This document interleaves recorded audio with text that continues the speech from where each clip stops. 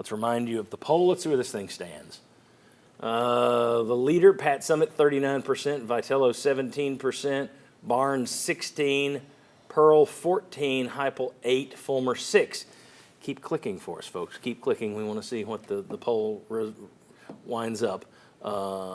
Interesting. Well, we'll talk about whether there's surprises when we reveal the answers a little later. Josh Heupel's going to leave for Texas after seeing those numbers. After seeing that, he's gone. All right. And Philip Fulmer's going to decide, I got to be AD again to get my numbers up. All right. Tennessee's in the middle of a huge recruiting push right now. Yesterday they landed defensive lineman Charles House from Charlotte. Only a 3-star according to 24/7 Sports. Only a 3-star. But he went on official visits to Georgia and Alabama, and he has offers from like 20 different schools. He's a good gig. Because he's with Tennessee, he'll wind up being a 4-star. That's how the system works.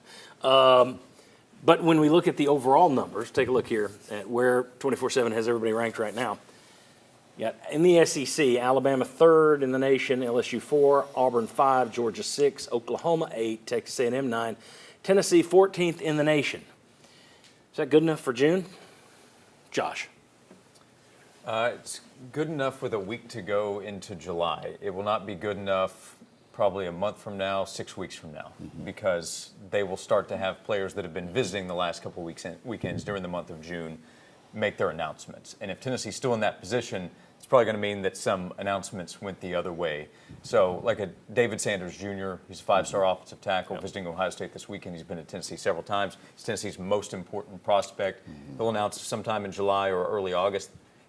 Got to get him. You know, he's the kind of player that you need to get. Now, if he doesn't choose Tennessee, he's going to the Big Ten, most likely, not the SEC. But still, you got to beat those teams out for those type players. So right now they're in a good position because of how many guys they've gotten to campus. They have more deals they have to close.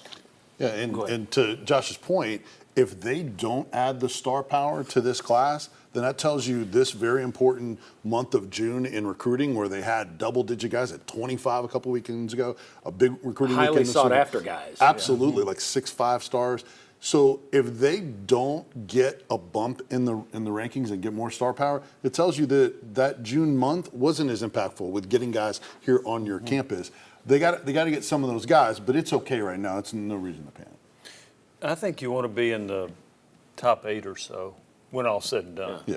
So I'm kind of with both you guys in regard to it's not that important right now. It would be in a few weeks down the road. Here's the thing, too. With Tennessee, with their quarterback situation, when you get a 5-star or a highly rated quarterback, your ratings go up, right? Yeah.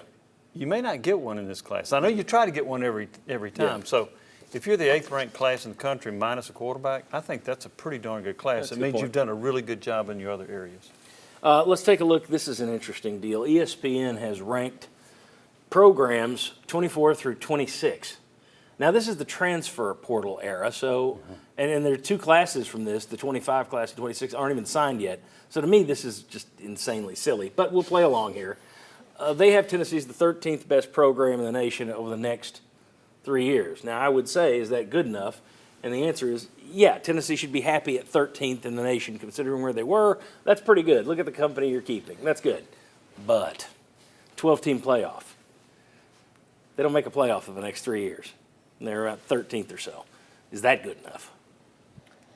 Oh, see, well, first of all, I would think they make the playoff, because if you're averaging out 13th, they don't, though. Then no, definitely not. Okay. Like, if they don't make the playoff in the next 3 years, that's a disappointment. I'm pretty comfortable saying that with 12 spots. But if they average out 13th over the next 3 years, and that includes getting to the playoff, not winning a national title, then I think that's good enough. Yeah, 13 can be getting to the playoff, and then 8 and 4 or something like that after that, and then it evens out to about 13. But you got to be pretty much in the top 10 in any ranking to expect them to be in the playoff, because you're probably going to have one of the Power Fives outside of that top 12, and you're going to have the group of 5 outside the top 12. So you got to basically be in the top 10. So I think if they get in the playoff and have a down year, I think that will be okay. But overall, without a playoff, no, not good enough. Yeah, to John's question, if it's not a playoff, it's not good enough. Yeah.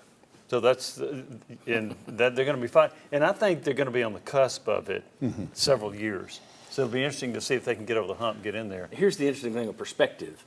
If it were still a 4-team playoff for the next 3 years and they were 13th, would that change your answer? Because a 4-team playoff, that's tougher to get into. Right. I'm going to say 13 is good enough even if they don't make a 4-team playoff. 13th isn't good enough if they don't make a 12-team playoff.